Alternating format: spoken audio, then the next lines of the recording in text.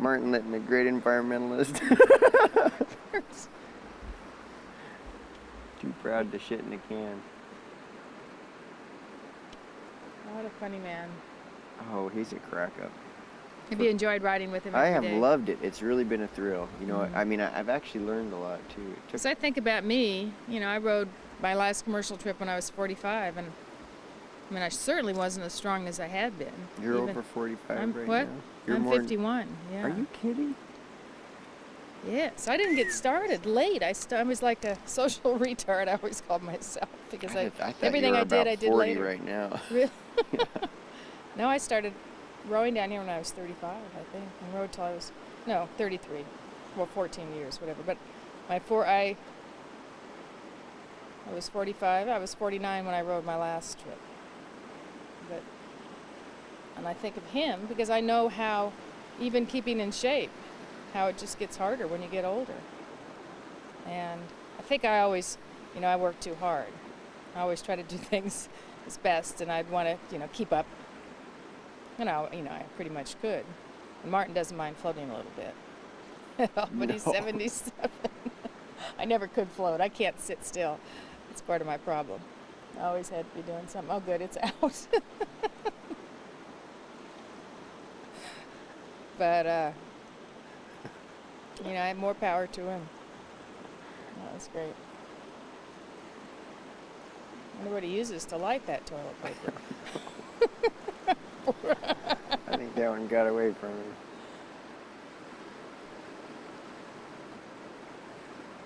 Yeah, he is. I mean, he is an inspiration. And he wouldn't go, he said he wouldn't have gone on this trip if he couldn't have rowed his own boat. Oh, yeah, he's not interested in riding along. He's not going to sit in a motorboat, I'm sure. No way. He's got to drive. That's all there is to it. But he did just fine.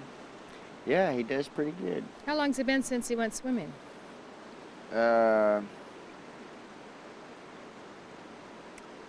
It's been a while. That's a couple of years ago he did a trip and he really got hammered. He was kind of by himself in his own boat, and he went left in bedrock and flipped over there, and then he flipped it again and upset. And it's all okay? Yeah, it kind of went out. Had he gone? I didn't want to start rustling the bushes too much, but I didn't see anybody right over there. It's a pretty good old puff of smoke there.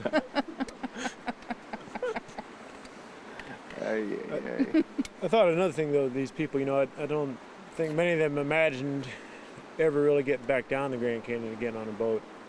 And for this opportunity to come along and for them to do it, it's meant a lot to them. And, it's kind of like Don and Harvey. I think they were both kind of... He hated to see us go. Harvey, he talked about he really wanted to do it, and just his doctor kept talking him out of it.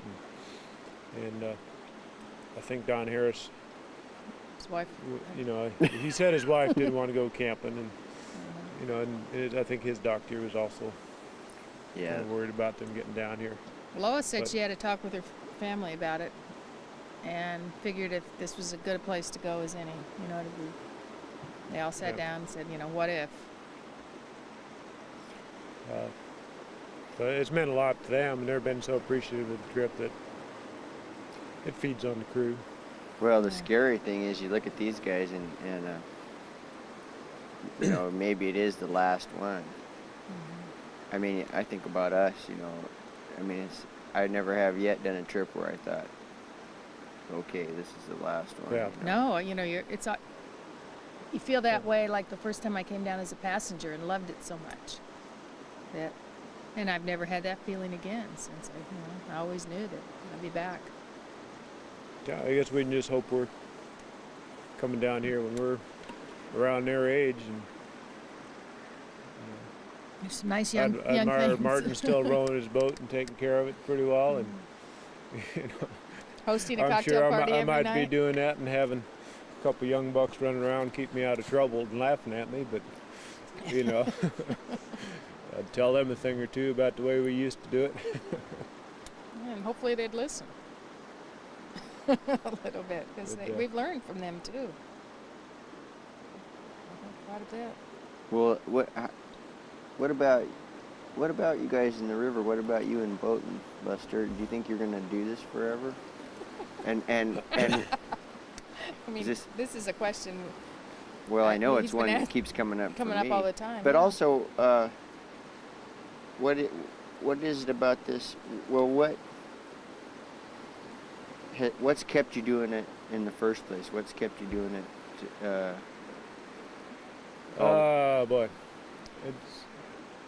I think I'll be doing this for a long time. It's kind of the GCS program has probably extended my career. It opened it up down here by working with something else than just tourism end of it, and then meeting a lot of the other boatmen and working with them. And now the mix of commercial trips and science trips, it keeps you on a pretty steady base. You don't get, they're different enough that you can do a lot of days, not get too tired at it, make a bit of a living. But as things change, you have bigger debts, more things you kind of got to get done around home, and it's harder to spend as much time down here as it used to be when you just lived out of your backpack and the back of your car. So I figure I'll be coming down here still, probably cutting it back, and instead of doing a lot of trips, maybe just do higher quality trips, get a little more out of it for myself, give a little bit more back to the people who are coming down here with us. The reason for coming back and doing it, that's I don't know, it's just kind of an unanswerable question. It's just so neat to be down here. There are times you get tired and a little grouchy down here, a little tired of the cooking and the same routine, but you don't really get tired of being in the canyon, and especially this is kind of a quiet time and trip for us, just sitting here with the river flowing and the sound of it. And Not sure we've sat this long for any You one can time really- this whole trip. it's really peaceful, enjoyable place. I leave home and I'm thinking, I didn't get this done, I got to do this, and boy, this is, got to fix this up.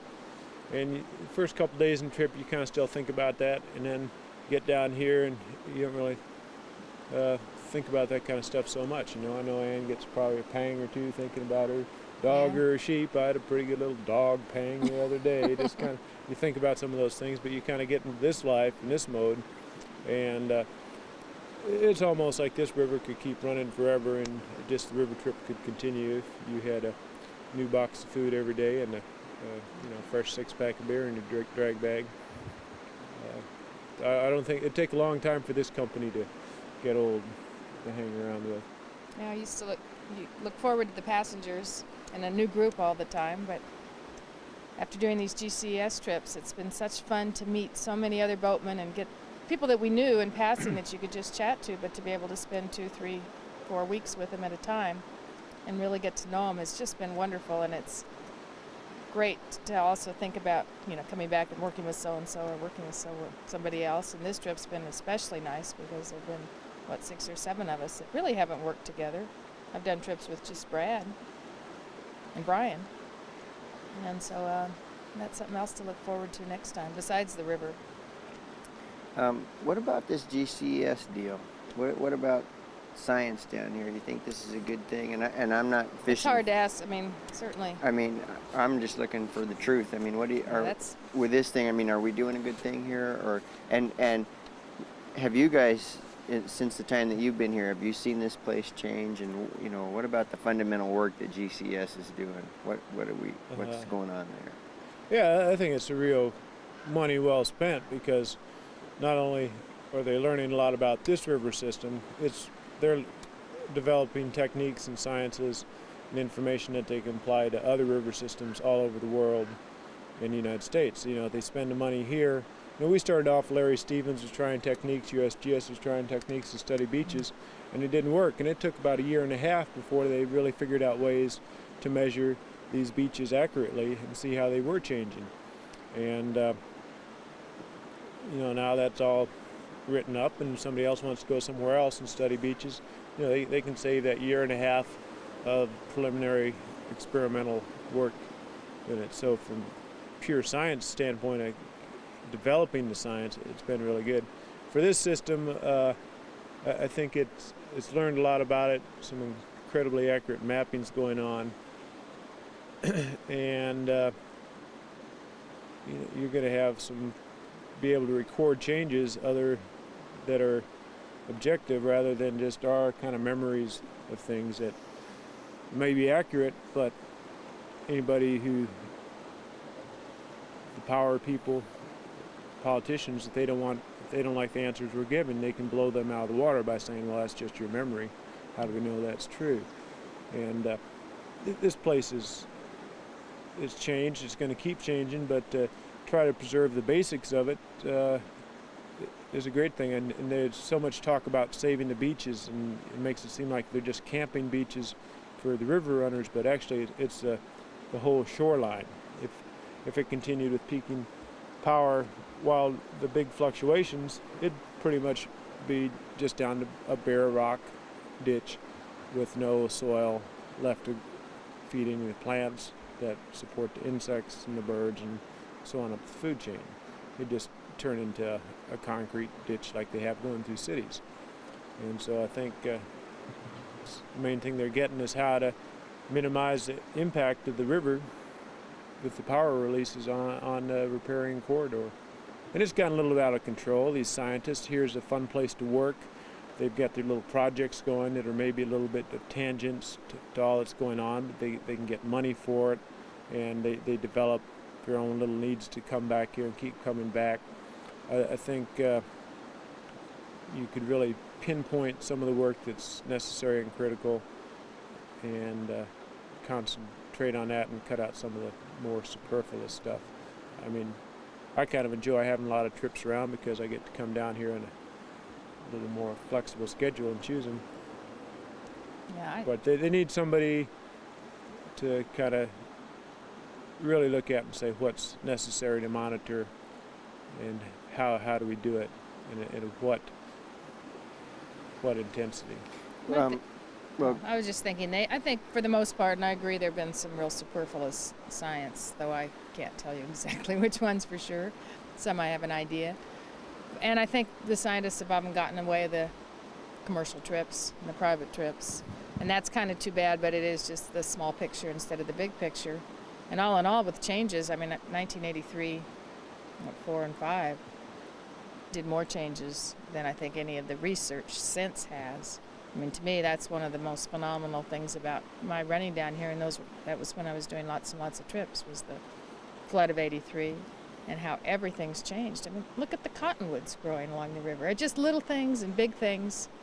It's been amazing. And those gorgeous big beaches up above Havasu that are below that we camped that are completely gone now. So I think it's been real interesting on the beach survey trips and talking to people about how they really think that we're going to be able to deposit more sand and silt that will last and how to do it. I work in a hospital lab as a med tech, so I've got a pretty good scientific base, and I find a lot of this real interesting. And I sure do think it's worthwhile, in spite of the the short-term inconveniences. why do this one? Why do this trip? Where does that fit into the grand scheme of things in terms of what was the best reason for him to run this trip? Well, I love history and just the stories of the Grand Canyon, and a chance to come down here with the people who made a lot of the stories and be with them and learn about river running and what it was like when people were first starting to come down here for sport. It was just a opportunity that's going to come along once for me, for anybody to be along on it. I have a question. Were you asking, is this trip scientific or just from a personal? I guess I'm just. Because there was a lot of trouble. Yeah, there was a lot of trouble. There's a lot of there was a lot of resistance from the park, and I've heard a lot of comments about this park trip not felt being. it had to be a scientific trip. Well, yeah. Why? First of all, why? I think from a historical aspect, to all the powers that be, both the Bureau and the park, that this could be an incredibly worthwhile trip. I suppose scientifically, just from the photo aspect, it's valid. Also, I think it's valid just from the histories and talking to the people about the changes down here.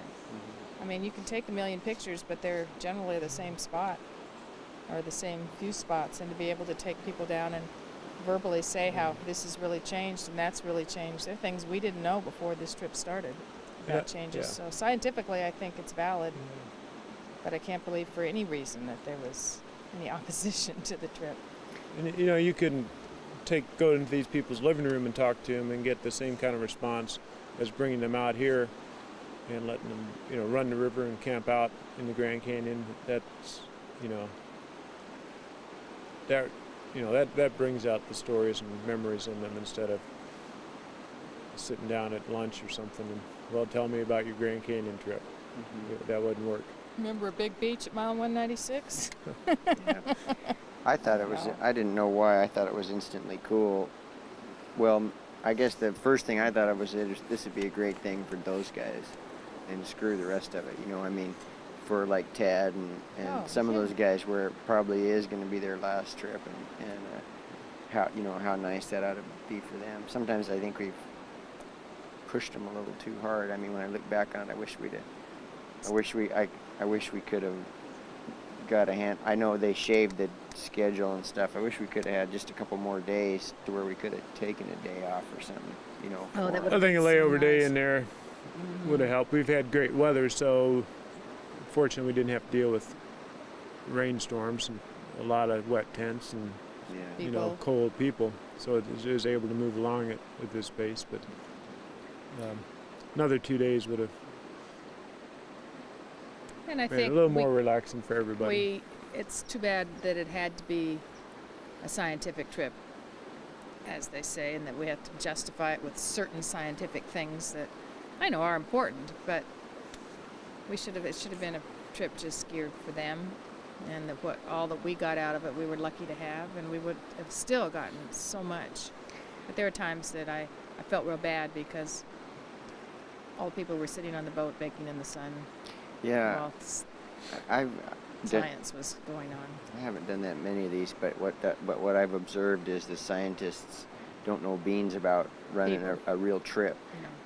And I've been on trips where we had all these politicians and stuff, and Wagner was down, you know, we're congressmen and all this, and they just, there's like this guilt where you've got to be working all the time.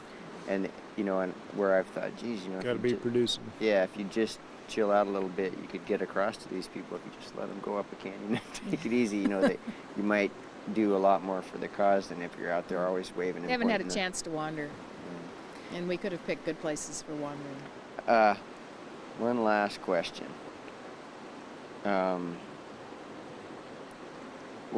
It's amazing. One of the surprises for me was at first I thought, why are we bringing that stupid cataract boat? You know, but it's been really neat having it. It's been really neat to get in it and row it around a little bit, and it's amazing to me to look at the difference between a cataract boat and a dory and you know, the motor rigs that we have.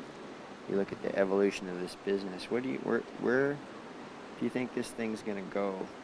Like, what do you think it's gonna be like 20 or 30 years from now, going down the river?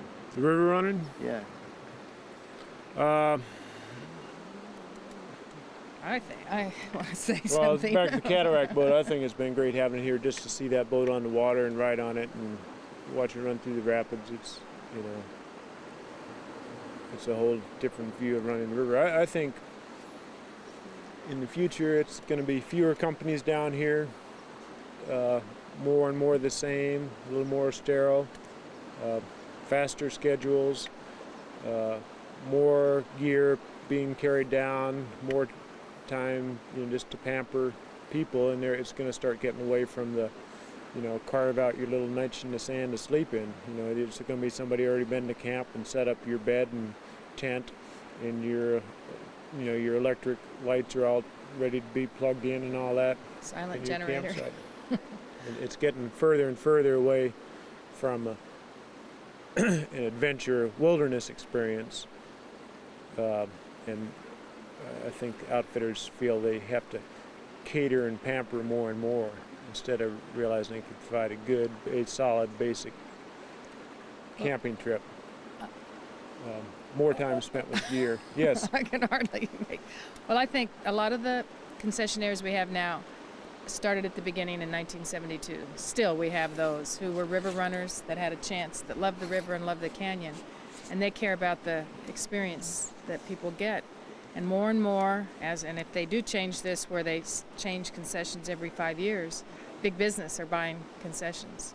And when that happens, they're just after the almighty dollar, and they start putting more people in boats, and it'll go just like Alistair's saying. I mean, we're so lucky that we have George, who puts 4 passengers in an 18-foot rubber raft with 1 guide, because he thinks that provides a quality river experience, as opposed to others who have 6 people or 7 in the same sized raft and cut the trip length down and make more money. And I think as long as a lot of these people, like Moki Mac and OARS, and certainly, of course, the Dories then and now, they still care about the experience people get down here rather than how much money they're going to make. And that's a real fear for me, because I think it'll go just like Alistair says, and especially if they start changing concessionaires every 5 years, and all these people that have worked so hard. As soon as you get the outfitters unwilling to spend money on equipment, to have good rubber, good frames, good oars, life jackets are in good repair. You start changing outfitters over, they got to make their profit in those 5 years. They're not, the last 2 years they'll be running on dog equipment just because they don't want to spend that extra money in it. And it makes a big difference when you're on a safe boat and with good stuff. Well, I hope it doesn't turn out that way. It's scary. But people still be coming down, and they'll still be enjoying it, because it's the Grand Canyon. It's People a great love place. 6-day, the Canyoneer strips that just fly through. They have a wonderful time. I know. I wish there was a way we could worm it around where they quit doing those. I don't know. I like the fast trips, actually. Really? I like having those on the water. They go by you mean? They go by. They move a lot of people through the canyon without clogging it up, because they're just on the river and going to some predetermined spots pretty much. If they were all lollygagging around, they'd be in my way.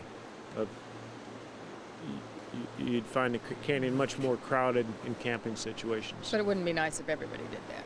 No, not everybody, but I think if you have a large percentage of them going down fast, they're through the canyon, they're spending their time on the river instead of impacting beaches and that. Joni was saying, Joni and Sandy both, that's the biggest change they've seen, that the guides down here now are canyon people rather than river people. They never left the river corridor. I mean, they'd never been to Elves Chasm. They just went down the river. And they are so impressed by people hiking in and out and knowing trails other than just out in and out from Phantom, and that we go up canyons. And I think that's the most positive change that they've seen, which is, I thought, pretty interesting. And maybe the next big change in the river thing down here is going to be if they do allow more private trips. That's going to cause a lot more regulation. Then it'll start.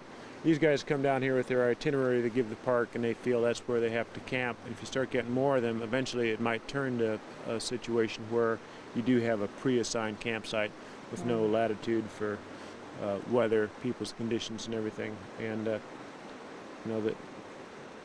the boatmen are canyon people. They're really taking care of the place they're working in, and I think you get private trips coming through doing maybe their 1 trip a year or their 1 trip a lifetime, and their impact at the different places they stop is just a lot more. They're not as aware of multiple trailing.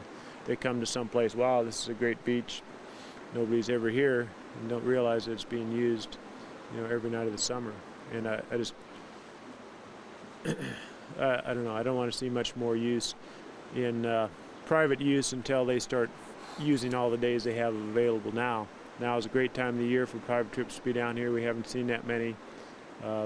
Once they start using all their launch dates, then maybe start thinking about adding more. But that's the big impact of the canyon, I think, of private trips, and they're 10% of the total number of commercial. Yeah, I think so too. I guess we better get that in there.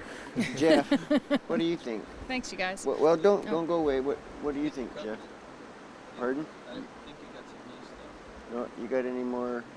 Can't think of any good. Usually when we do these things, you end up we shut down and then you go away, and 10 minutes or 15 minutes wish later. I'd said this. Yeah. Wish I'd Well, I always run into, God, why didn't I ask, this question or that question?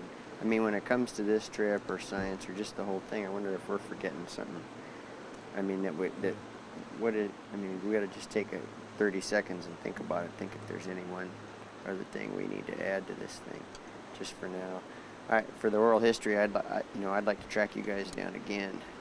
And We're pretty easy to find. yeah, well, and really kind of get into the early days at OARS and some of those wild Yeah, OARS times. has changed. I mean, it has. Just as I sort of touched on last night when I started working a lot in the end of the late 70s, early 80s. As a woman, I had a hard time. When I was kind of Liz. There was Liz and Mary Lou and I. And Kimmy Johnson. And gosh, we had fun, but I mean, it was real hard, and it's not that way anymore. We're accepted. You can row a boat. If you flip, it's okay. It's not because you're a woman. When earlier, I think you always felt that way, even though it wasn't true. Mm-hmm. If you fouled up in a rapid, it was because you weren't strong enough, or big enough. And I think now we're real well accepted. It's nice. It is different. And then the old early ways, oars rigged their boats and stuff. And those old green rivers were something worth talking about. Yeah. Running. That's the way I started. Underwater most of the time. On the green rivers with the load starting at the 15 top feet. of the tube, Yeah, going up. yeah, going straight up. These big, huge boxes way over your head, but sharp. Wooden frames. Yeah, it was fun. But it's been a pleasure to work for OARS all these years, too, I have to say.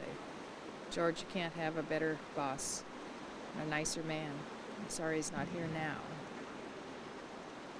But Yeah. it's great. Thanks, you guys. Well, I'm getting itchy. Hear all those boxes slamming. Told him not I to wonder pack- why the pack dories the aren't stuff. on the river.